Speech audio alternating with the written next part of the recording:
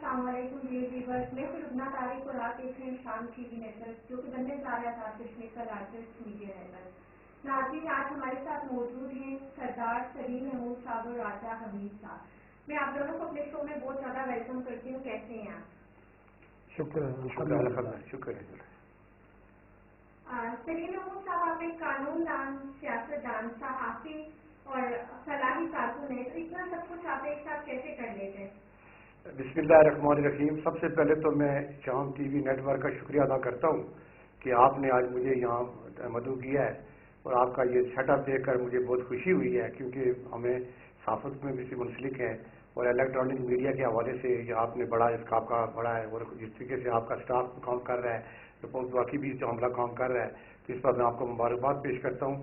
جہاں تک آپ نے جہاں تک آپ کا یہ کوشچن ہے تو بڑا آپ نے اچھا کوشچن کیا ہے، تو کیونکہ میں سب سے پہلے جو ہے وہ میں نے تعلیم مکمل کی ہے S M law college Karachi سے، میں نے لا کیا، اس کے بعد میں وکالت کے شعبے سے منسلک رہا، میں ہائی کورٹ کا میرے پاس لائسنس تھا، تو بس اس طرف میرا کوئی اتنی زیادہ توجہ نہیں تھی، جبکہ میں وہاں پر وکالت کے پیشے سے منسلک تھا تو میں نے 5-6 الیکشن بھی لڑے، میں جنرل سیکرٹری رہا ہوں، ایڈیشنل سیکرٹری جنرل رہا، اس کے بعد میں 5 دفعہ میں نائب صدر رہا ہوں، اور ایک دفعہ مجھے نائب صدر کی حیثیت سے میری شکست بھی ہوئی ہے، لیکن الحمدللہ میں وہاں پر کام کرتا رہا ہوں۔ اس کے علاوہ جو آپ نے کہا ہے کہ یہ صحافت کے لحاظ سے، تو میں بچپن سے ہی میں جو ہے اس شعبے کو بڑا جی جی بس کالج دور میں سے، جب میں کالج دور میں پڑھتا تھا، اس سے پہلے بھی جب میں اسکول میں بھی تھا تو آزادی اخبار ایک ہوتا تھا، اس سے میں نے کام شروع کیا، تو الحمدللہ 25 سال ہو گئے مجھے اس صحافت سے منسلک رہے، 5-6 بار تقریباً میں پریزیڈنٹ رہا ہوں پریس کلب کا، میں اس وقت آزاد کشمیر کی جو ہماری پریس فاؤنڈیشن ہے اس کا بھی ممبر ہوں، اور اس دفعہ بھی الیکشن جو ہوئے اس میں میں کامیاب ہوا ہوں، تو اس طریقے سے میں صحافت سے منسلک ہوں، اور اس میں یہ کیونکہ پیغمبری پیشہ بھی ہے، اور اس میں لوگوں کے جو مسائل ہیں، خاص کر جو ہمارا معاشرہ ہے، جو غریب لوگ ہیں، ان کے لیے فلاح و بہبود کے لیے ہم کام کرتے ہیں، تو اس لحاظ سے میں صحافت سے بھی منسلک، اور میری اچھی ٹیم ہے، اور ہم انشاءاللہ ضلع سدلوتی کے حد تک جو جتنے بھی مسائل ہیں ان کو اجاگر کرنے میں اپنا رول ادا کرتے ہیں۔ حمید صاحب، آپ بتائیے کہ آپ نے صحافت کا آغاز کب سے کیا؟ جی، سب سے پہلے تو میں آپ کی شام ٹیم نیٹ ورک کا شکریہ ادا کرتا ہوں کہ انہوں نے پلندری میں اتنا اچھا سیٹ اپ لانچ کیا ہے۔ اس کے بعد میں صحافت کے شعبے میں عرصہ 10 سال سے اس شعبے کے ساتھ منسلک ہوں، اور بنیادی طور پہ ہمارا مقصد یہ ہے کہ جو ہمارے ضلع سدلوتی میں جو مسائل ہیں ان کو اجاگر کیا جائے۔ سلیم احمد صاحب، آپ آج تو بہت سارے شعبۂ زندگی سے منسلک ہیں، آپ نے اپنی عملی زندگی کا آغاز کس شعبے سے کیا تھا؟ جی، میں سب سے پہلے جو ہے وہ کالج کے دور میں میں نے کالج یونین کا الیکشن لڑا، اور میں سب سے پہلے جنرل سیکرٹری بنا کالج یونین کا، اس کے بعد میں نائب صدر کی حیثیت سے میں نے کام کیا، اور اس کے بعد میں جو ہے یہ جو بلدیاتی نظام ہے، میں کالج میں جب پڑھتا تھا تو میں نے بلدیاتی، کیونکہ میرے والد جو ہے وہ پاکستان ایئر فورس میں تھے، چیف ورنٹ آفیسر ریٹائر ہوئے، تو وہ جب وہاں سے ریٹائر ہوئے تو انہوں نے پہلا الیکشن لڑا، 83 میں ان کی وفات ہوگی، تو میں اس وقت تقریباً 18 سال کی میری عمر تھی، تو میں کالج میں پڑھتا تھا، تو اس وقت میں نے بلدیاتی الیکشن، پہلا بلدیاتی الیکشن جو ہے میں نے 83 میں لڑا، اور الحمدللہ میں نے ہیٹرک کی ہے، اور 96 تک میں اس نظام سے منسلک رہا، میں 3 دفعہ کونسلر رہا، ہیٹرک کی۔ اس نظام کے دوران ہمارے ضلع سدلوتی کے لیے کیا کیا؟ جی، میں ضلع سدلوتی میں سب سے پہلے تو بات یہ ہے کہ جب میں چیئرمین منتخب ہوا تو میں نے ضلع سدلوتی کے سب سے بڑا جو اہم مسئلہ تھا، میں آج آپ کو یہ بتانا چاہتا ہوں کہ یہ ہمارا جو ضلع کا مسئلہ تھا، کیڈر کالج کی تعمیر کا مسئلہ تھا، تو میں نے پورے ضلع کے جتنے بھی ڈسٹرکٹ کونسلر تھے، یہ چیئرمین صاحبان تھے، یونین کونسل، ان کو اکٹھا کیا، اور اللہ تعالیٰ نے اتنی ہمیں توفیق دی کہ ہم نے ایک تحریک چلائی، اور پھر ہمارا وہ سلسلہ چلا، کیڈر کالج میں ہمارے 1990 میں کام سٹارٹ ہو گیا، اور اس کے بعد ہمارا ضلع کا جو اعلان ہوا تھا وہ ممتاز حسین راٹھور جو وزیر اعظم تھے انہوں نے کیا، نوٹیفکیشن جاری ہوا، وہ نوٹیفکیشن بعد میں انہوں نے دبا دیا، اور اس کے بعد 95 میں ضلع کو، لیکن الحمدللہ پلمزی کے لوگوں نے، یونین کونسل کے چیئرمین صاحبان نے، کوئی اللہ کو پیارے ہو گئے جو زندہ ہیں وہ سن رہے ہوں گے، خاص کر سردار الطاف حسین صاحب اس وقت ہمارے ضلع کے چیئرمین تھے، انہوں نے بھی ہمارے ساتھ بہت تعاون کیا، اور ہم نے ایک یونٹی قائم کر کے جو ضلع کے بارے میں تحریک چلائی، اور اللہ نے ہمیں اس میں کامیاب کیا۔ جی حمید صاحب، آپ بتائیں، آپ نے اپنی زندگی کی جو عملی زندگی ہے اس کا آغاز کس شعبے سے کیا تھا؟ میں نے اپنی جو شعبہ زندگی میں عملی زندگی کا جب آغاز کیا تو میرا شوق تھا ایجوکیشن ڈپارٹمنٹ، اس سلسلہ میں نے چونکہ کوئی پرائیویٹ تعلیمی ادارہ جات بھی قائم کر رکھے ہیں، اور اس وقت بھی میرے پاس چونکہ ضلع صدرنوتی میں تعلیم کے شعبے سے منسلک رہا ہوں، تو اس میں 3 پرائیویٹ تعلیمی ادارے چلا رہا ہوں مختلف جگہوں پہ۔ سلیم محمود صاحب، آپ نے حالیہ الیکشن میں بھی حصہ لیا ہے، تو آزاد امیدوار کے طور پر آپ بتائیے گا اس سے پہلے آپ نے کتنے الیکشن میں حصہ لیا؟ جی، میں جو آپ نے کہا نا آزاد کی حیثیت سے میں نے کاغذ جمع کروائے تھے، کیونکہ میرا تعلق ہے جموں کشمیر پیپلز پارٹی سے۔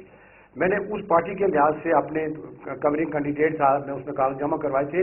بعد میں ہمیں جب ہماری پارٹی پالیسی کے مطابق یہاں پر ہم نے حالات دیکھے تو ہم نے مولانا سعید یوسف صاحب کی حمایت کی تھی، اور اس پر ہمیں کوئی خوشی ہے ہمیں کہ ہم نے ایک عالم دین کو ووٹ دیا ہے، اور ہماری پوری ہم نے ان کے لیے جدوجہد بھی کی۔ باقی جو الیکشن ہے وہ میں نے آپ کو بتایا، کالج یونین کے الیکشن میں نے لڑے ہیں، بلدیہ کے میں نے الیکشن لڑے ہیں، اس کے بعد بار کے الیکشن لڑے ہیں، اس کے بعد میں نے الیکشن سے سیاست سے اتنے حد تک منسلک ہے، تو آپ نے کبھی کسی پارٹی کو جوائن کیوں نہیں کیا؟ جی، پارٹی کے ٹکٹ کے لیے کوششن۔ ہاں، یہ بھی آپ کا بڑا اچھا کوشچن ہے۔ 1990 میں جب میں چیئرمین تھا تو میرا تعلق پاکستان پیپلز پارٹی سے تھا۔ اس وقت غازی میں سردار محمد ابراہیم خان صاحب پیپلز پارٹی کے صدر تھے۔ میں نے اس وقت کاغذات جمع کروائے الیکشن لڑنے کے لیے، تو سردار ابراہیم کیونکہ سردار محمد حسین صاحب اس وقت پارٹی کے اندر بہت ایکٹیو تھے، تو ان کو ٹکٹ جاری کر دیا پارٹی والوں نے، ہماری اس میں رائے شامل تھی، تو مجھے کورنگ کینڈیڈیٹ جو ہے بنایا گیا اس وقت 90 میں۔ لیکن اس کے بعد پھر موقع نہیں ملا، تو اس ہم لوگوں کی حمایت کرتے رہے، تو لیکن اپنا بھی ہمیں الیکشن نہیں لڑ سکا۔ جی حمید صاحب، آپ نے کیا سلیم محمود صاحب کو سپورٹ کیا تھا الیکشن کے دوران؟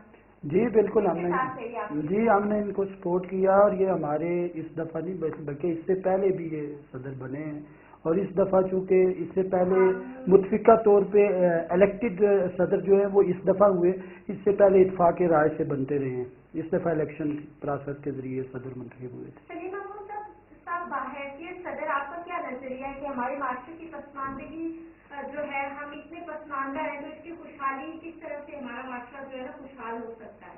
جی دیکھیں نا، یہ ضلع صدرنوتی جو ہے اس کا ایک بڑا تاریخی مقام ہے، لیکن ہمیں افسوس یہ ہے کہ ہمیں کوئی اس قسم کی قیادت نہیں ملی ہے جو ہمارے دکھ درد کو سمجھ سکے۔ آخر اس کا قصوروار کون ہے؟ دیکھیں جی، قیادت ہمیں نہیں ملی، کیونکہ جو قیادت آتی رہی ہے تو عوام کی مرضی سے آتی ہے نا قیادت۔ دیکھیں جی، جو الیکشن کے دوران جو وعدے کیے جاتے ہیں، جو پارٹی کا منشور ہوتا ہے، اس پر اگر یہ چلتے لوگ تو آج ہمیں یہ حالت نہ دیکھنی پڑتی۔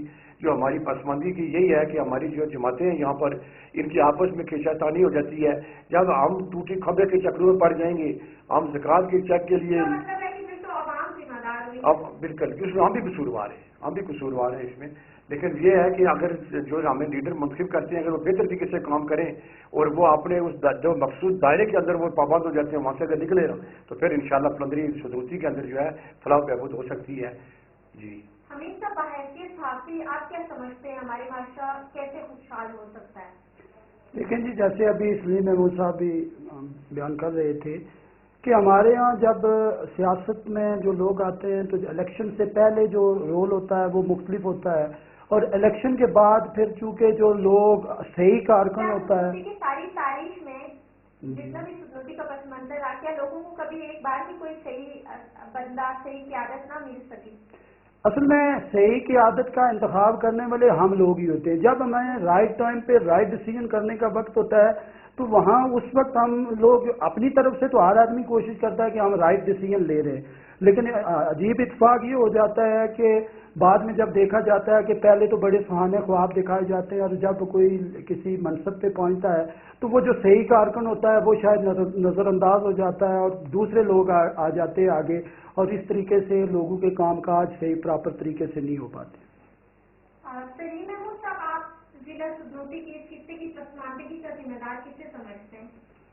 جی ہم خود عوام ہی ہے جو اچھے فیصلہ نہیں کرتے ہیں ہم، اور پھر ٹھیک ہے اس میں ہماری جو قیادت ہے جو اچھے لوگ ہیں وہ ان کا جذبہ بھی ہے، لیکن میں نے پہلے کہہ دیا تھا کہ یہ دائرے سے باہر نکلیں اور مثبت سوچ اجتماعی سوچ پیدا کریں۔ جب تک وہ ہمارے اندر نہیں ہوگی تو ہمیں یہ مثبت سوچ، اجتماعی سوچ، اس کے لیے کوشش کون کرے گا؟ محنت کسے کرنی ہوگی؟ دیکھیں جی، عوام کو جو اچھے لوگ ہیں جو لیڈروں کے ساتھ چلتے ہیں وہ ان کو بتائیں کہ جی آپ اس طریقے سے کام کریں، آپ جو ہمارے منصوبہ جات ہیں ان کے اندر کرپشن ہو رہی ہے اس کو روکیں، باقی لوگوں کے جو مسائل ہیں چھوٹے چھوٹے، لیکن جب آپ ایک مخصوص ٹولے کو نوازیں گے تو انہوں نے اپنے مطلب نکالنا ہے، پھر آپ ترقی کی طرف نہیں جا سکتے۔ جی حمید صاحب، یہی سوال میرا آپ سے ہے کہ آپ کیا سمجھتے ہیں کون ذمہ دار ہے؟ دیکھیں باعثیت شہری ہم یہ سمجھتے ہیں کہ جب ہمارے علاقے میں کوئی بھی اسکیم مرتب ہوتی ہے، کوئی کام آتا ہے، تو ہماری ذمہ داری بنتی ہے کہ ہم اس پہ نظر رکھیں، لوگوں کے جو مسائل ہیں، جو ایشوز ہیں، ان کو دیکھیں اور ان کے حل کے لیے ہم عملی طور پہ اقدامات کریں. لیکن ہوتا یہ ہے کہ جیسے ابھی میں یہاں اسی بات کو میں اپنے علاقے سے لے کے چلتا ہوں کہ بیترن ٹنگی گلا ایک روڈ تھی جو کئی عرصے سے، کئی سالوں سے وہ منصوبہ کھٹائی کا شکار ہے. اب وہاں پہ لیڈرشپ بھی موجود ہے، ہم لوگ صحافت کے پیشے سے منسلک ہیں، ہم بھی موجود ہیں، دوسرے لوگ بھی موجود ہیں. کیا سمجھتے ہیں آپ کہ کس کی غفلت کا شکار ہے سنوٹی کی جو تنگی گلا والی روڈ ہے وہ؟ کوششیں تو ہمیشہ ہوتی ہیں، لیکن عملی طور پہ جو ذمہ داران جس منصب پہ بیٹھے ہوتے ہیں، اگر ان تک ہم صحیح معنوں میں، ایک تو ہماری آواز پہنچنی چاہیے، دوسرا ہمارے چونکہ کچھ معاملات کورٹس میں چلے جاتے ہیں جس کی وجہ سے وہ التوا کا شکار ہو جاتے ہیں، تو یہ وہ سارے مسائل ہیں جن کی وجہ سے عوام کو سروائیو کرنا پڑتا ہے. اور اس وقت جو روڈوں کی خستہ حالی کی وجہ سے، آپ بیترن ٹنگی گلا روڈ کا ضمن بات آ گئی، آپ سیر انجال کوٹ روڈ پہ اگر کہیں سفر کریں تو میں سمجھتا ہوں کہ اس روڈ پہ بھی آپ جانیں جو ہے وہ رسک پہ ہوتی ہیں. تو یہ ساری چیزیں جو ہمارے حکمران ہیں، جو ارباب اختیار ہیں، جو ہم لوگ ہیں، ہماری ذمہ داری بنتی ہے کہ ان کے حل کے لیے ہم سب مل کے ایفرٹ کریں. ہوتا یہ ہے کہ کچھ لوگ ہوتے ہیں اور یہ بڑا مقدس پیشہ ہے، تو آپ کا کام بنتا ہے کہ آپ اجاگر کریں، لوگوں میں سوچ پیدا کریں. تو آپ نے اس کے لیے کتنی کوشش کی ہے؟ جی، میں جناب صدر پریس کلب سنجوتی سردار سلیم محمود صاحب اور ان سب لوگوں کا شکر گزار ہوں کہ ہم نے بارہا بیترن ٹنگی گلا روڈ پہ، سیر انجال کوٹ روڈ پہ، جہاں کہیں بھی کوئی مسئلہ نظر آیا تو ہم نے اس کو اجاگر کیا. لیکن آج تک ہم لوگ بھی یہ سمجھنے سے قاصر ہیں کہ آخر یہ مسئلے سال سال سے جوں کے تو ہیں، اور جب الیکشن کے دن آتے ہیں تو ہم ساری چیزیں یہ لوگ بھول جاتے ہیں. دیکھیں یہ صرف میرا مسئلہ نہیں ہے، یہ ہم سب، جب عوام ساری مل کے کوشش کرے گی تو پھر بات بنے گی. جب ووٹ دینے کا ٹائم آتا ہے، سہانے خواب دکھائے جاتے ہیں، سارے معاملات ہوتے ہیں. میں اس میں کسی ایک حکومت کے لیے نہیں بات کر رہا ہوں، میں گزشتہ 15-20 سال کی بات کر رہا ہوں کہ میں جب سے دیکھ رہا ہوں کہ ابھی آپ یونین کونسل جھنڈا بغلا سے میرا چونکہ تعلق ہے، وہاں دیکھیں تو روڈوں کی خستہ حالی ہے. اور اس کے باوجود آپ اس سے نیچے چلے جائیں، اپنا جو چھتراڑیاں روڈ ہے کلر کی طرف جاتی ہے، اس کی خستہ حالی ہے. میں اپنی یونین کونسل میں جدھر جاتا ہوں تو مین شاہراہیں جو ہیں وہ بھی تباہی کے منظر پیش کر رہی ہیں. لیکن عوام، چونکہ میں نے فرد واحد نے نہیں فیصلہ کرنا ہوتا ہے، مجھ سے بہت قابل لوگ وہاں پر موجود ہیں. مجموعی طور پر ڈیسیژن میکنگ میں ہم نے کسی ایک کو کامیاب تو کرنا ہوتا ہے. مثلا الیکشن میں لوگ اپنی چوائس دیکھتے ہیں. نہیں، ہمیشہ نہیں، میں سمجھوں گا، چونکہ دیکھیں گزشتہ کئی سالوں سے لوگ ڈاکٹر نجیب نکی صاحب کو کامیاب کر رہے تھے. اس دفعہ وہ ایک چینج لے کے آئے تھے پی ٹی آئی کی صورت میں. وہ یہ سمجھ رہے تھے کہ ہمارے کام ہوں گے. ابھی چونکہ پی ٹی آئی کی حکومت کو کچھ نئے دن چل رہے ہیں، ان کے 3-4 ماہ ہوئے. میں سمجھتا ہوں کہ یہاں جو پی ٹی آئی کی حکومت آزاد کشمیر میں آئی ہے وہ 3 ماہ ہوئے، 4 ماہ. ہم ان کو تھوڑا سا ٹائم دیں، دیکھتے ہیں کہ آیا یہ بھی گزشتہ ادوار کی طرح ہی چلیں گے، گزشتہ حکمران جس طرح کرتے رہے، یا اس میں کوئی چینج لے کے آئیں گے. لیکن اس میں ہم لوگوں کے ابھی بڑا قصور ہے کہ جو وہاں کی لوکلٹی ہے، جس روڈ پہ وہ سفر کر کے نعرے لگاتے ہوئے یہاں شہروں میں آتے ہیں، میں سمجھتا ہوں کہ ہم لوگ بھی بہت بڑے قصوروار ہیں. میں اپنے کسی لیڈر کا کوئی قصوروار نہیں سمجھتا. یہ ہماری ذمہ داری بنتی ہے کہ ان معاملات کو اچھے طریقے سے ہائی لائٹ کر کے ہمارے جو مسئلے ہیں وہ سامنے رکھیں. اور یہ حکمران کو بھی پتہ ہے. تو میں یہاں آپ کے اس شام ٹی وی نیٹ ورک کی وساطت سے یہ اپیل کروں گا کہ خدارہ، بیترن ٹنگی گلا روڈ، سیر انجال کوٹ جھنڈا بغلا روڈ اور دوسری جو روڈوں کی خستہ حالی ہے اس پہ یہ نظر کرم دوڑائیں. جی سلیم محمود صاحب، ایک فلاحی کارکن کے طور پر آپ نے پلندری کے لیے بہت سارے کام کیے، بے تحاشا کام کیا. آپ نے واٹر کولر لگائے، فلٹر پلانٹ آپ نے لگوایا، جو کہ یہاں پہ کسی وزیر اور ایم ایل اے نے ایسا کام نہیں کیا. تو یہ بجٹ کہاں سے آتا ہے، کیسے مینیج کرتے ہیں آپ؟ یہ جو آپ نے سوال کیا ہے، اس میں یہ ہے کہ میں نے پلندری ویلفیئر سوسائٹی بنائی.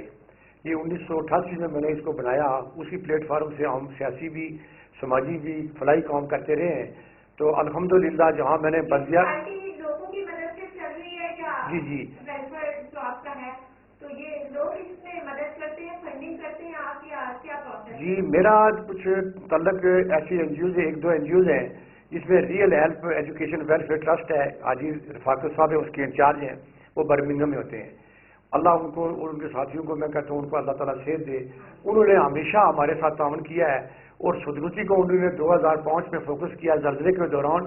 اور آپ یہ سن کر حیران ہوں گے کہ 2-2.5 کروڑ روپیہ انہوں نے سدنوتی میں تقسیم کیا میری ساتھ سے.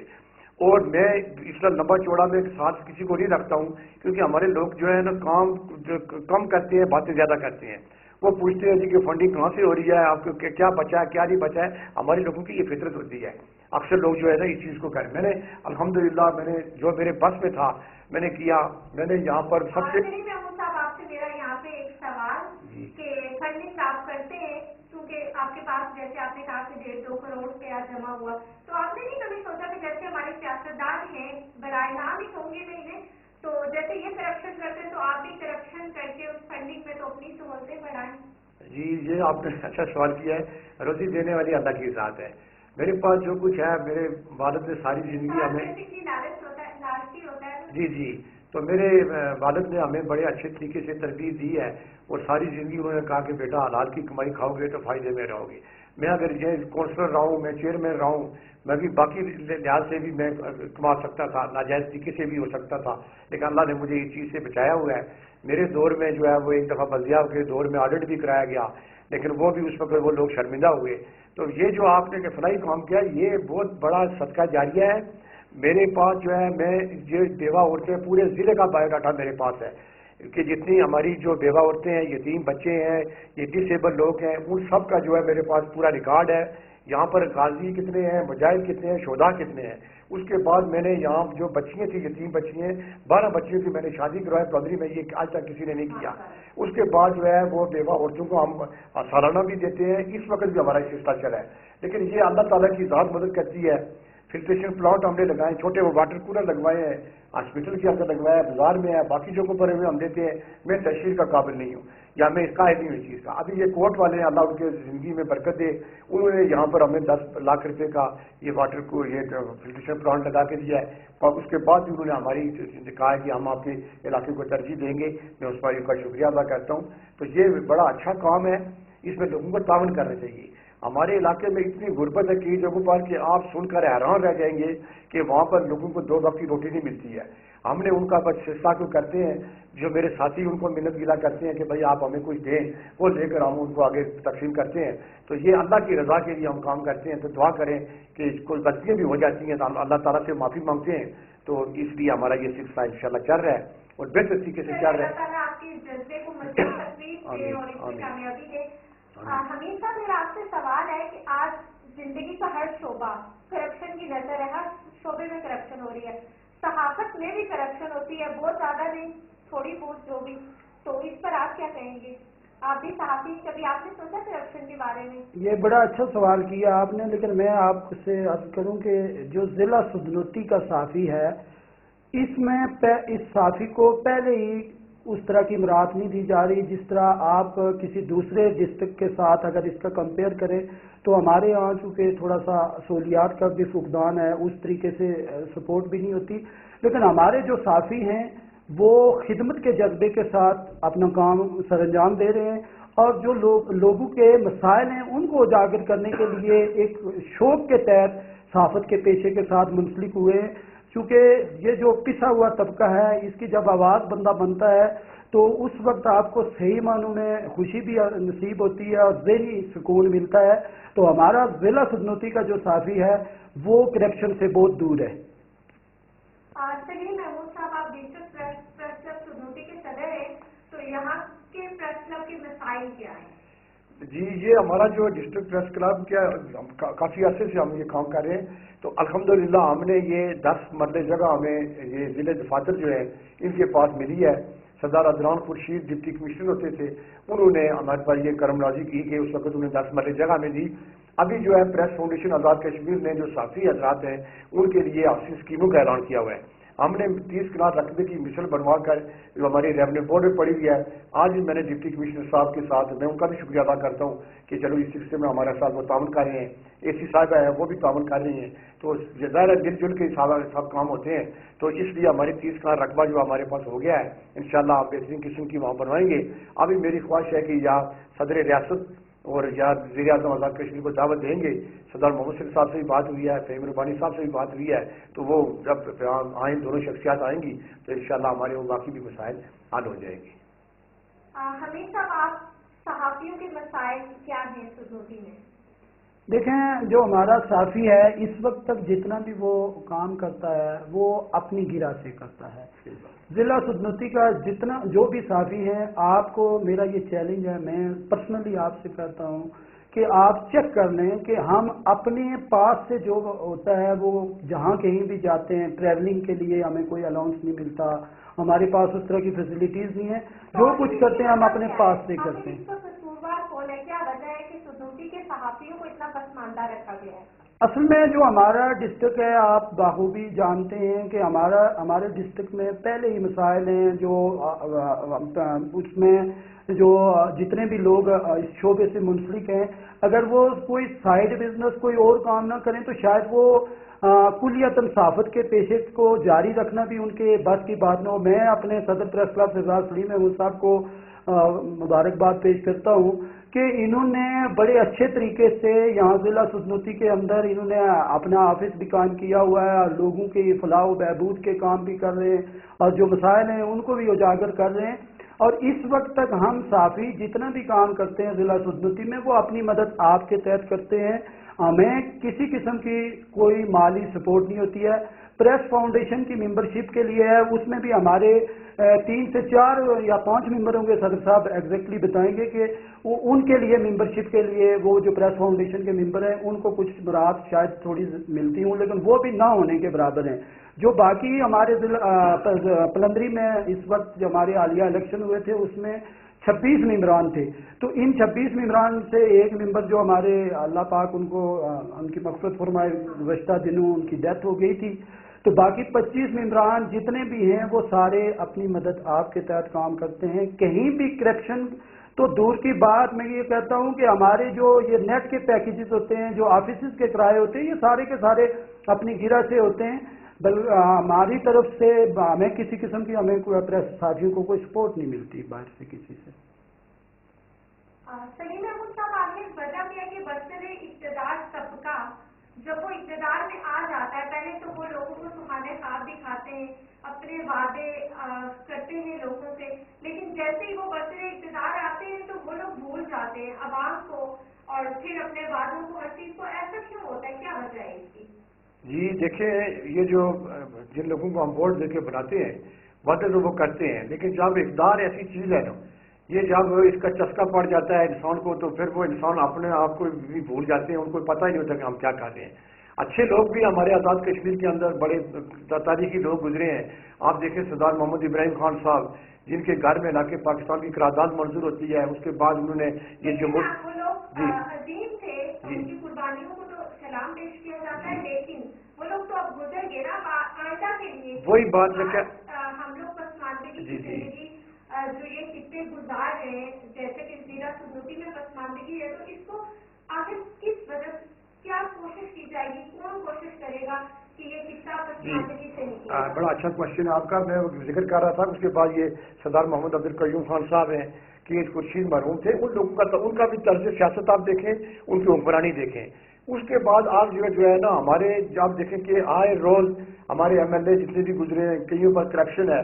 आप बताएं, जिस रियासत के अंदर 5000 मरबा मील की ये रियासत है और असेंबली मेंबरान जो है वो पेंशन ले रहे हैं, कोई दुनिया का कोई मुल्क मुझे बताएं, सिवाय एक मकबूजा कश्मीर है, एक इसराइल है मैंने सुना है, और ये आज़ाद कश्मीर है।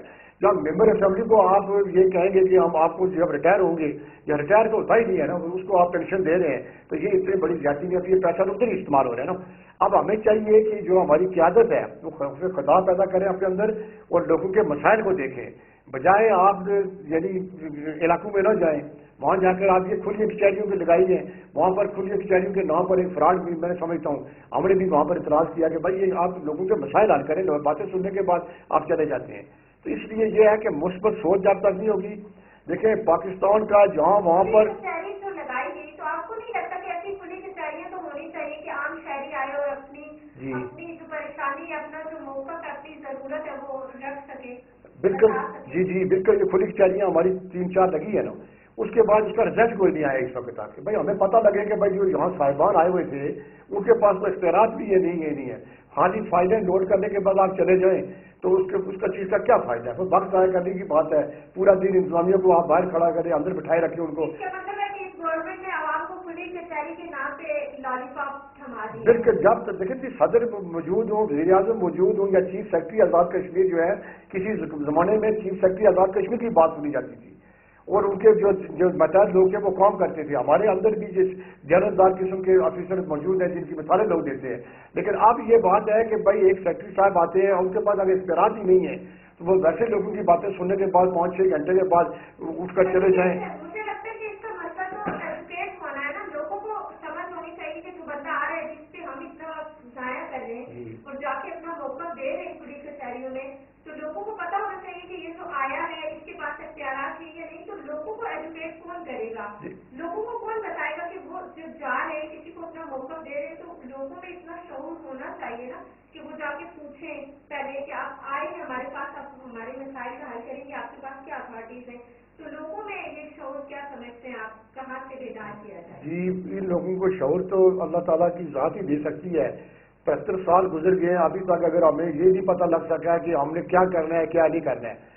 آپ دیکھیں کہ اس وقت ہمارے ضلع کے جو سدوتی ہے 3.5 لاکھ اس کی آبادی ہے. 2 ہمارے MLA ہمیشہ کامیاب ہوتے ہیں اور اس وقت ہمارے لوگوں کے جو چھوٹے چھوٹے مسائل ہیں وہ یہاں کی انتظامیہ بھی حل کر سکتی ہے.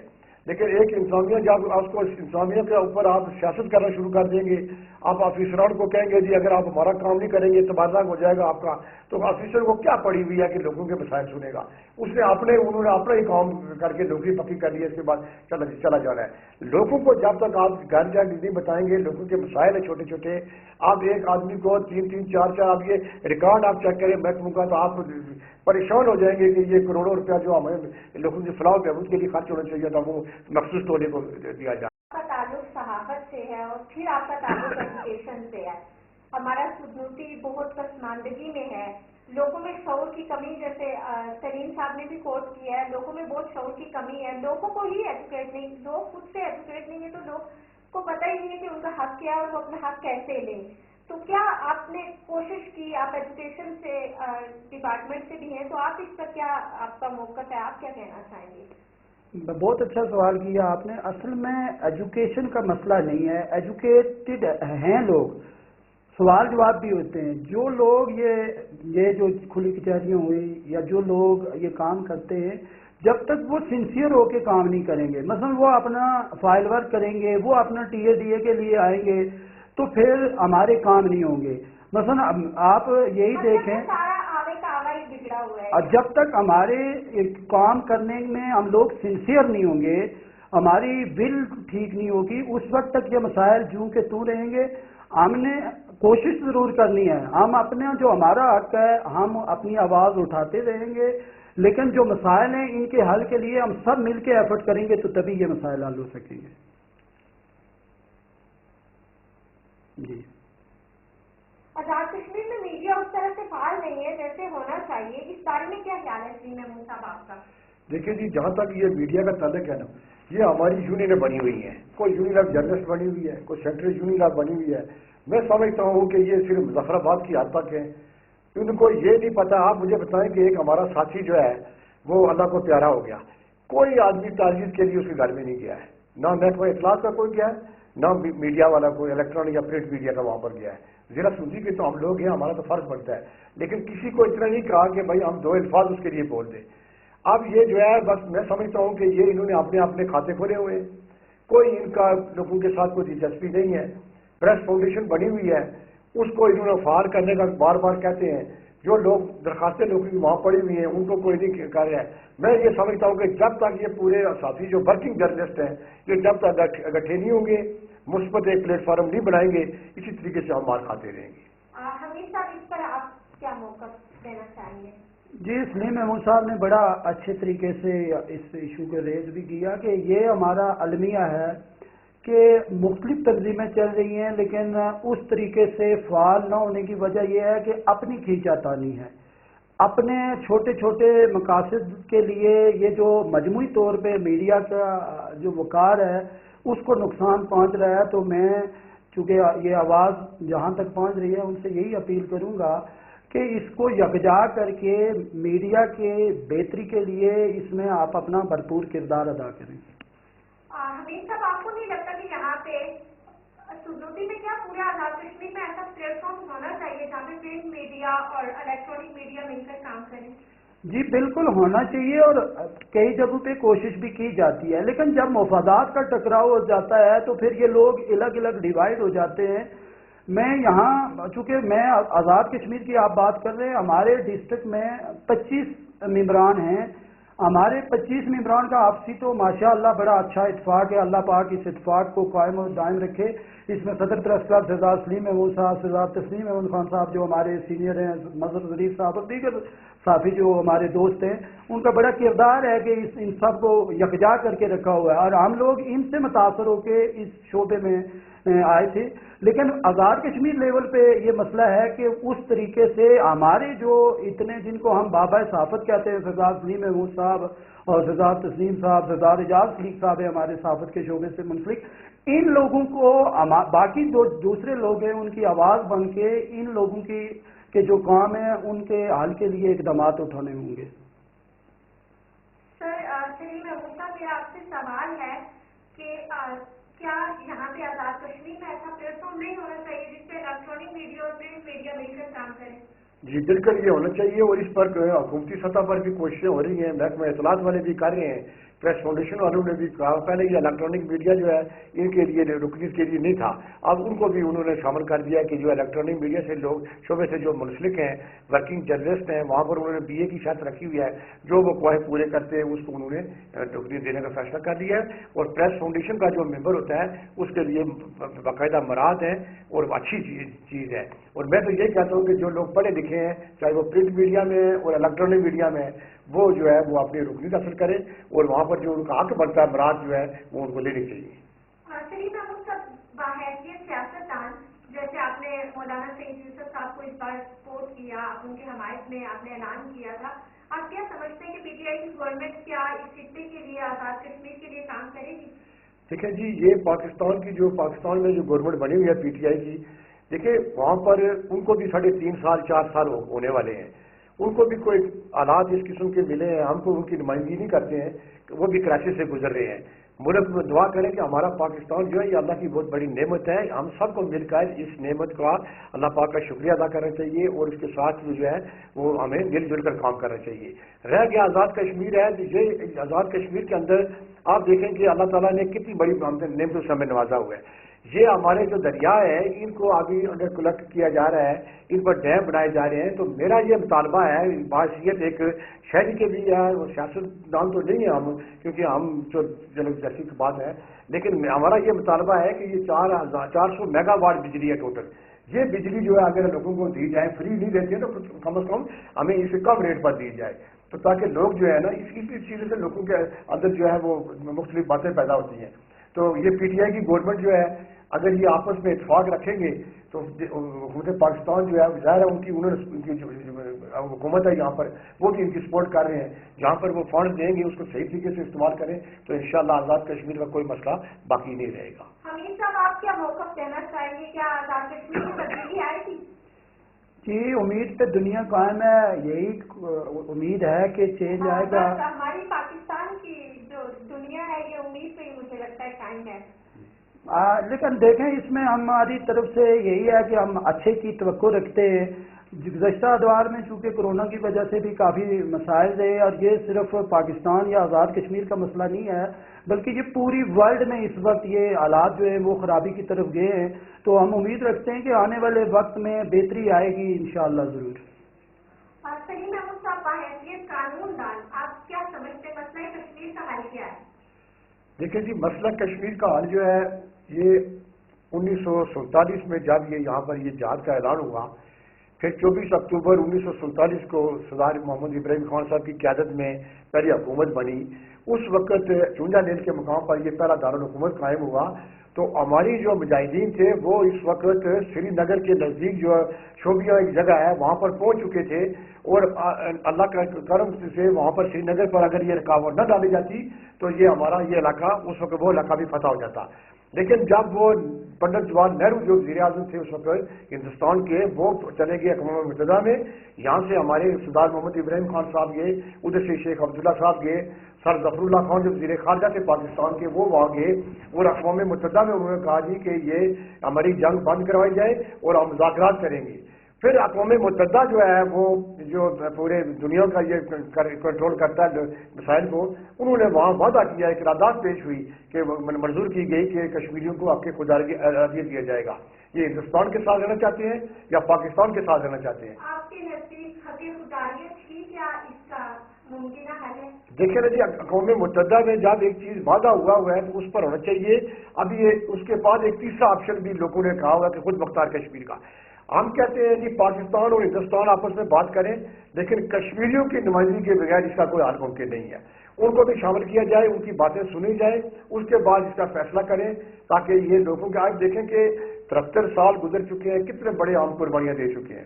اب مقبوضہ کشمیر میں کیا ہو رہا ہے, ہماری ماؤں بہنوں کے ساتھ کیا ہو رہا ہے, وہاں پر ہمارے بچوں کے ساتھ کیا ہو رہا ہے, آئے روز وہاں لاشیں گر رہی ہیں. تو یہ لوگ قربانی دے رہے ہیں نا. وہاں پر دیکھیں نا, وہاں پر جب وہ پاکستان کا نعرہ لگاتے ہیں تو وہ ان کے سینے چھلی کر دیے جاتے ہیں. یہ ظلم ہو رہا ہے نا. اب اقوام متحدہ کو حکومت پاکستان جو ہے, یہاں وہاں کے جو حکمران ہیں, پاکستان نے جو ہے ہمارے وکالت کی ہے, اس میں کوئی شک نہیں ہے. لیکن جب تک پوری دنیا کو اگری کریں گے, یہ ابھی یہ OIC کی کانفرنس ہوئی ہے, اس میں بھی چلو انہوں نے بات کی ہے. اب ایک بات میں یہاں کہوں گا کہ ہم مہنگائی کے پیچھے پڑے ہوئے ہیں. مہنگائی پوری دنیا میں ہے, اللہ نہ کرے پاکستان کے اندر بھی حالات اس قسم کے پیدا ہو رہے ہیں, مہنگائی بڑھ رہی ہے, غریب لوگ طبقہ ہے.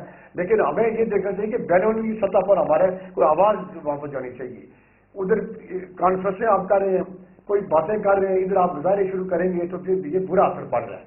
اور ہندوستان جو ہے اس کو یہ سمجھانے کی ضرورت ہے کہ بھائی نہ کرو, یہ پاکستان ایٹ بھی اس کی طاقت اللہ نے اس کو دی ہوئی ہے, اسی لیے وہ ہندوستان بھی اسے جو ہے وہ گھبراتا ہے.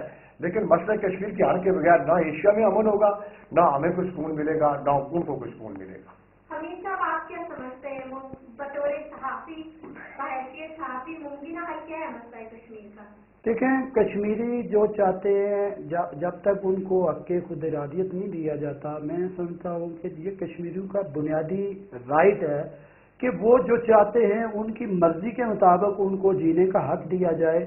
آج مقبوضہ کشمیر میں جس طریقے سے ظلم و زیادتی کا بازار گرم ہے, اور وہاں لوگوں ان کے گھروں میں کرفیو نافذ ہے, اور وہاں سے باہر نہیں نکلنے دیا جا رہا, 370 لگا کر وہاں ان لوگوں جو جس علاقے میں ہندوستان کے لوگ آ کے جگہ پہلے نہیں خرید سکتے تھے, اب وہاں وہ جگہ بھی خریدنا شروع ہو گئے ہیں, اور یہ کشمیریوں کے ساتھ ظلم ہے. تو میں یہی کہوں گا کہ کشمیریوں کو ان کا جو بنیادی رائٹ بنتا ہے اس کے مطابق حق خود ارادیت دے دی. جی جی سر, ایک بہت بڑا مسئلہ موجودہ وقت میں مہنگائی کی صورت میں اس کا ممکنہ حل آپ کے نزدیک کیا ہے؟ دیکھیں جی, پہلی بات تو یہ ہے کہ آزاد کشمیر کی جو بات اگر میں کریں تو پاکستان کے جو ہے وہ تو آپ کے سامنے ہے. آزاد کشمیر کے اندر وہ وقت بھی تھا کہ جب ہمارے گھروں کے اندر گندم کے ڈھیر لگے ہوتے تھے, مکئی ہوتی تھی, ہماری جو مائیں تھی, جب وہ ہماری جو بوڑھی خواتین تھی وہ اپنے ہاتھوں سے یہ چیزیں لگاتی تھی, سبزیاں لگاتی تھی, یہ مرچیں لگاتی تھی, اور کتنا کچھ ہمارے پاس ہوتا تھا, یہ فروٹ ہمارے پاس کتنا ہوتا تھا. اب ہم جو ہے نا, ہم نے ایک شہنشاہی زندگی کی طرف اپنا ذہن بنایا ہوا ہے.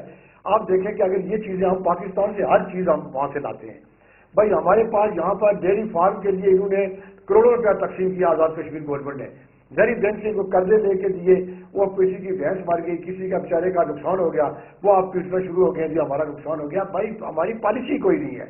حکومت آزاد کشمیر جو ہے یہ بے روزگار اور نوجوان ہیں, ان کو قرضے دیں, یہاں انڈسٹریز قائم کریں, اس کے علاوہ جو ہے جہاں جہاں لوگوں کی سہولیات ہیں ان کو فراہم کریں, اور نوجوانوں کو یہ جو 30-30 ہزار روپیہ آپ دیتے ہیں وہ موبائل ٹچ موبائل دے کر پورا دن ٹچ موبائل پر کھیلتے رہتے ہیں, تو یہ پھر غربت کیسے دور ہوگی؟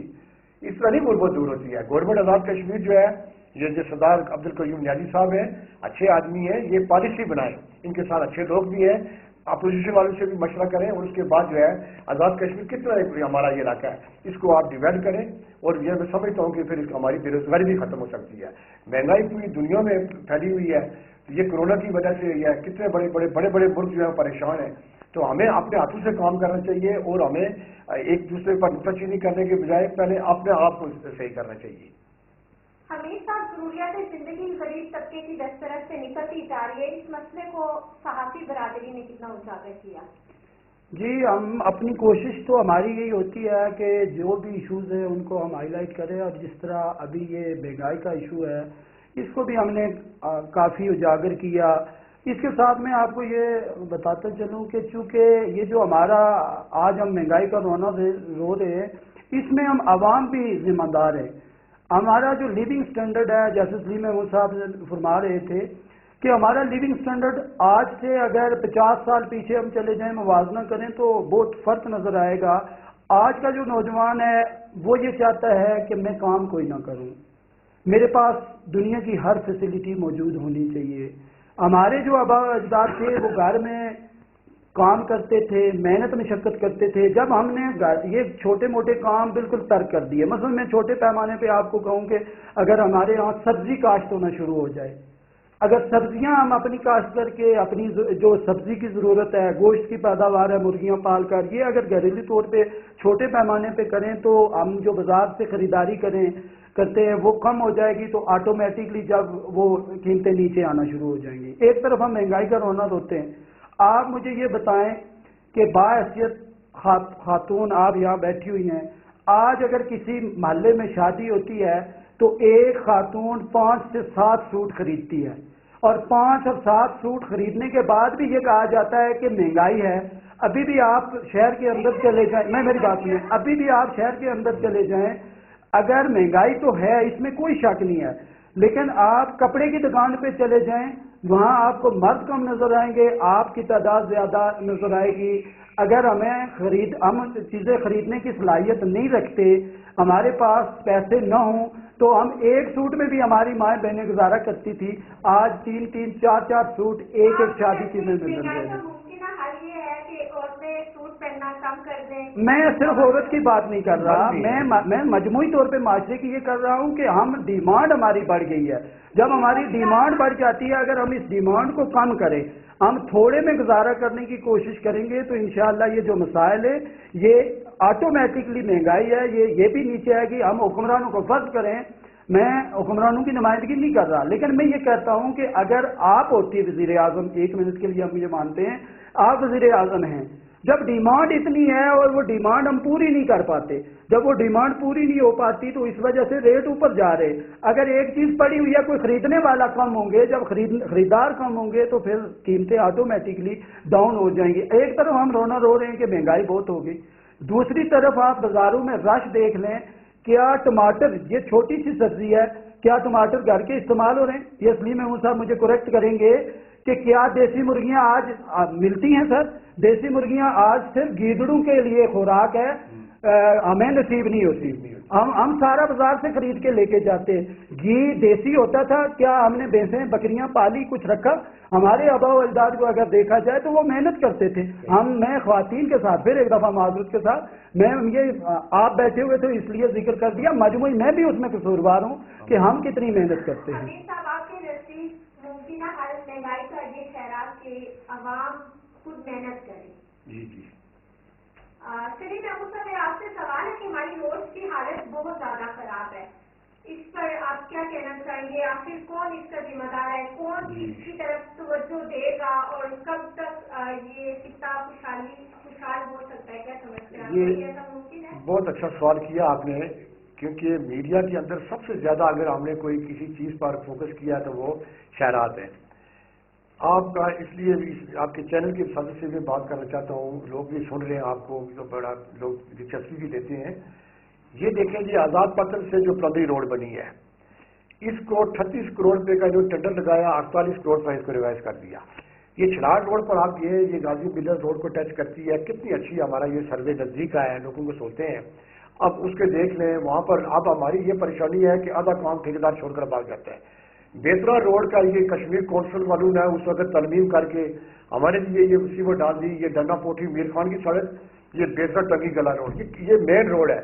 अगर ये कराटा पार के नजदीक इसका पुल लग जाए तो आप यकीन करें कि अजीरा और फार्मर कोटा अब्बासपुर की जितनी गाड़ियां हैं वो सारी इस रास्ते से आ सकती हैं। और बंदरी जो है एक खूबसूरत, आप नहीं, कोशिश ये है कि जो हमारे नुमाइंदे इनको करनी चाहिए ना जी। असेंबली के अंदर आकर आप जाकर ये बात नहीं करेंगे, वहाँ आप एक दूसरे को बुरा भला कहते हैं। वो वही है कि बस अल्लाह ताला से दुआ करें कि अल्लाह ताला की ज़ात नाराज है हमसे। ये कोरोना से हमारी जान छूटी है। अब एक और आ गया, नाम क्या जी उसका जी, अभी सब ओमनी साहब तशरीफ ले आए। अब बात यह है कि हमें इन चीज़ों से बचना होगा। और ये लम्हा फिक्रिया है, अल्लाह ताला की ज़ात को जब तक आप लोग राजी नहीं करेंगे, आप मुनाफिकत नहीं छोड़ेंगे, आप गिबत नहीं छोड़ेंगे, आप एक दूसरे के खिलाफ प्रोपेगेंडा नहीं छोड़ेंगे, आप ये स्कीमें खाना नहीं छोड़ेंगे, आप ज़कात जो गरीबों और बेवों का पैसा है उसको नहीं छोड़ेंगे। ये बेनजीर इनकम कोर्ट में अट्टे कट्टे लोग जो है वो पैसे ले रहे हैं और बेवा जो है वो फिर रही हैं। और ये हमारे जो फौजी रिटायर हैं वो अब मुजाहरे कर रहे हैं कि हमें पेंशन नहीं मिल रही है। इन चीज़ों का सदेबाब कौन करेगा?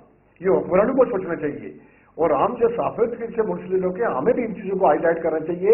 और एक बात जो आपने अभी अमीर साहब ने ख्वातीन के हवाले से आप मुझे बताएं, महंगाई है तो मोहतरमा आप बाजार में जाती हैं जब तो ये बाइक वाले क्या कहते हैं, हाँ इनको आप देखें हर घर के बाद दो बाइक खड़े हुए हैं।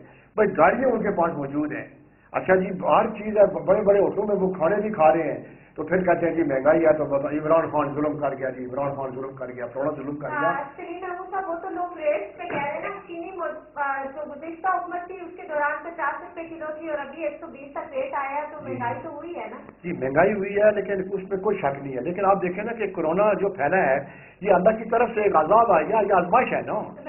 महंगाई जी जी, महंगाई के फिर असबाब पैदा हो गए ना। जब आपको सारा कुछ आप क्लैप्स हो गया, माशियत डाउन हो गई है, तो उसमें तो फिर बुरान आता है ना। भाई मेहनत करें आप इसको और अपने अपने कुछ सारे कुछ करेंगे फिर होगा। वो पुरानों का काम है वो भी करें, वो हम नहीं कहते वो बड़ी जिम्मा है, लेकिन सब दिल का काम करना चाहिए। हमीद साहब बतौर सहाफ़ी आपने कभी सड़कों की और इस खित्ते की पसमानदगी की तरफ हुकूमत को कोई तवज्जो मबजूल करवाई है? जी, बड़ा अच्छा क्वेश्चन आपने किया। बाहर हम इसको प्रिंट मीडिया में भी और इलेक्ट्रॉनिक मीडिया में भी इस इशू को रेज करते हैं कि शायद अरबाब इख्तियार तक हमारी आवाज़ पहुंच जाए, क्योंकि ये सिर्फ मेरा मसला नहीं है, ये सिर्फ आपका मसला नहीं है, बल्कि ये हर वो जो रोड इंफ्रास्ट्रक्चर जब बेहतर होगा तो उससे हर आदमी मुस्तफीद होता है। तो इसलिए इस मामले को हम कोशिश करते हैं कि इसको उजागर करें। हम अरबाब इख्तियार से आपके इस शाम टीवी नेटवर्क की वसातत से यही उम्मीद रखते हैं कि वो इन लोगों के जो जहाँ जहाँ रोडों के मसाइल हैं, जो मसाइल हैं, उनके हल के लिए वो अमली तौर पर इक़दाम करेंगे। और अब आवाम चूँकि खाली खोखले नारों से मुतमईन नहीं होती, अमली तौर पर काम करने होंगे।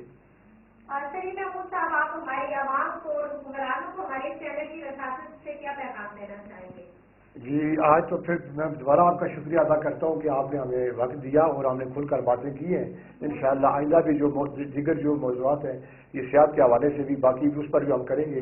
तो मेरा यही है कि हुक्मरानों को कि दिल के अंदर जब अगर उनके खौफ खुदा पैदा होगा तो ऑटोमेटिकली ये काम चलता रहेगा। ये देखिए अवाम ने उनको मुंतखब करके भेजा हुआ है। अगर अवाम इनको मुंतखब न करेंगे तो ये कहाँ सब्जी के अंदर जाएंगे। ये इनको अल्लाह ताला ने वहाँ से भी इनको बरात अच्छी मिलती हैं, तनख्वाहें मिलती हैं, TADA मिलता है, लेकिन गरीबों की तरफ देखें और अपने अपने हल्कों के अंदर जो है वो अपोजिशन को भी साथ मिलाकर जो बड़े बड़े मंसूबे हैं। आप देखें हमारी ये ग्रेटर वाटर सप्लाई 44 करोड़ की बढ़ रही है। इसके बाद ये नालिंदा रोड बढ़ रही है। ये अगर सेसे के साथ शुरू हो जाए तो ये जो हमारे लिए पार जो सड़क का मामला है कितनी बड़ी हमें मुश्किलात है। जिन लोगों ने सफ़र करते हैं, हमारे छोटे छोटे बच्चे हैं, मरीज हैं, उनको तकलीफें हो रही हैं। अगर ये हुक्मरान खलूसे नीयत के साथ काम करें तो मैं समझता हूँ कि एक दूसरे की टांगें न खींचें, एक दूसरे पर बर्तरी न हासिल करें, तो इंशाल्लाह कोई ऐसी बात नहीं है कि हम सुरखरू होंगे और हमारे मसाइल हल होंगे। हमीद साहब, आपका अवाम और हुक्मरानों के नाम पैगाम? मैं सबसे पहले तो शाम टीवी नेटवर्क का शुक्रगुजार हूँ कि उन्होंने आज हमें यहाँ मदऊ किया। तो इसके साथ मैं हुक्मरानों से यही उम्मीद रखता हूँ और यही अपील करूँगा कि जो ज़िला सल्तनती के मसाइल हैं उनके हल के लिए वो अमली तौर पर इक़दाम करें ताकि लोगों का जो लिविंग स्टैंडर्ड है वो भी बेहतर हो सके।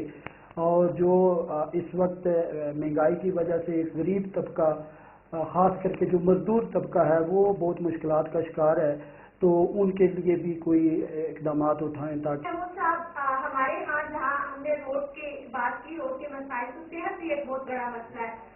سدوتی کے ہسپتال ایک بہت بڑا سوالیہ نشان ہے، اس پہ آپ اپنی رائے کیا کہنا چاہیں گے؟ دیکھیں جی، یہ ہمارا جو ہاسپٹل ہے یہ 2001 میں اس کا سنگ بنیاد رکھا گیا۔ موجودہ پریزیڈنٹ جو ہیں اس وقت یہ وزیر اعظم تھے بیرسٹر سلطان محمود چودھری صاحب، انہوں نے اس کا سنگ بنیاد رکھا۔ 20 سال گزر جانے کے باوجود یہ ہمارا ہاسپٹل اس وقت تک نہیں بنا ہے، ابھی اس کو تالا لگا ہوا ہے، اور اس کے آپ دیکھیں کہ اس سے بڑی بدقسمتی اور کیا ہے، 1 ارب روپیہ اس پر لگ چکا ہے۔ میں نے باحیثیت صحافی جو ہے اپنے اصلاحات بیورو کو درخواست دی، اور وہاں پر وہ کرپشن پکڑی گئی، 10 کروڑ کی کرپشن پکڑی گئی۔ ہمیں لوگوں نے اس وقت کہا جی کہ یہ صحافی جو ہے یہ بتا مانگ رہے ہیں جی، ان کو کل کو خرید لے گا، لیکن وہ جو لوگ الزام لگاتے تھے، میں کہتا ہوں کہ اللہ تعالیٰ نے ان کو ہدایت دے۔ ہم نے پورا اسٹینڈ لیا، اور کسی آدمی نے نہیں کیا، میں نے اور میرے ساتھیوں نے اسٹینڈ لیا۔ ہم نے وہ لوگ گرفتار ہوئے، ان کی ضمانتیں ہوئی، اس دن بھی نعیم شراز صاحب اچھے آدمی ہیں، اسلامی چیئرمین ہیں، ان کو بھی ہم نے بتایا۔ اور خدا کے بندوں، دنیا چاند پر پہنچ گئی ہے، اتنے بڑے جدید علاج ہو رہے ہیں۔ یہ ہمارا ہاسپٹل جو ہے یہ ریفر سینٹر بنا ہوا ہے، آپ ہاسپٹل میں چلا جائیں، لوگ وارڈیں آپ جا کر دیکھیں، وہ اتنا جدید ہاسپٹل ہمارا بنا، اس کی بلڈنگ بنی ہوئی ہے۔ میں سمجھتا ہوں کہ اگر اس کو تالا ہی لگانا تھا پھر بنانے کی کیا ہے۔ اور آپ کے یہ چینل کی ساتھ میں کہنا چاہتا ہوں کہ وہاں پانی کا ایک قطرہ نہیں ہے، ایک بوند نہیں ہے۔ جب پانی نہیں ہوگا تو آپ کیسے اسے کریں گے؟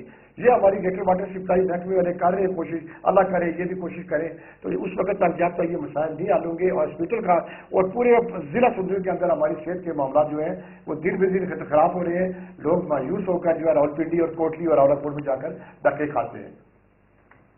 حمید صاحب، آپ سدوتی کے جو ہسپتال ایک سوالیہ نشان ہے، اس پہ آپ کی رائے، آپ ایک صحافی ہیں، آپ لوگوں نے اس کے لیے کوئی اقدام کیا یا کیا کہنا چاہیں گے آپ؟